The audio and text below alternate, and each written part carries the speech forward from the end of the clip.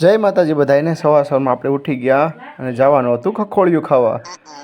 ખખોળિયું ખાઈને સીધા આવી ગયા આપણે માથું વળાવી અને આપણે જવાનું હતું આજે રાહતમાં આવીને જોયું તો પરેશભાઈ કરતા હતા ખાળિયું.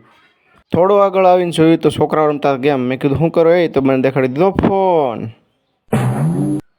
થોડું આગળ આવીને જોયું તો દાદા પીતા હતા શરબત. મને કે તારે પીવું હોય તો લઈ લે તારા પૈસાનું. ત્યાં તો મને આવી ગયું યાદ કે આપણે જવાનું કામે. વાગી ગયો બપોરનો 1 અને આપણે જવાનું હતું કામે. આપણે જવાનું હતું પારસભાઈ ભેગું. એટલી વારમાં આવી ગયા પારસભાઈ. મને કે હાલ ને ભાઈ તારા આવું હોય તો ખાય નકર મૂકીને વ્યો જાય. જાતા હતા રસ્તામાં અને આવી ગયું બલાડમાનું મંદિર. તો કોમેન્ટમાં લખી નાખો જય બલાડમાં. ફાઇનલી આપણે મારી લીધી પોર્ટમાં એન્ટ્રી અને કરી લીધા શૈલેષભાઈને રામ રામ. શૈલેષભાઈ કે આવો મજામાં. રામ રામ કરીને સીધા અંદર આવી ગયા. તો પારસભાઈને અશ્વિન દાદા બાંધતા થમાવા હાટું. તો આજનો મારો મિની વ્લોગ અહીંયા જ ખતમ થાય છે. જય માતાજી.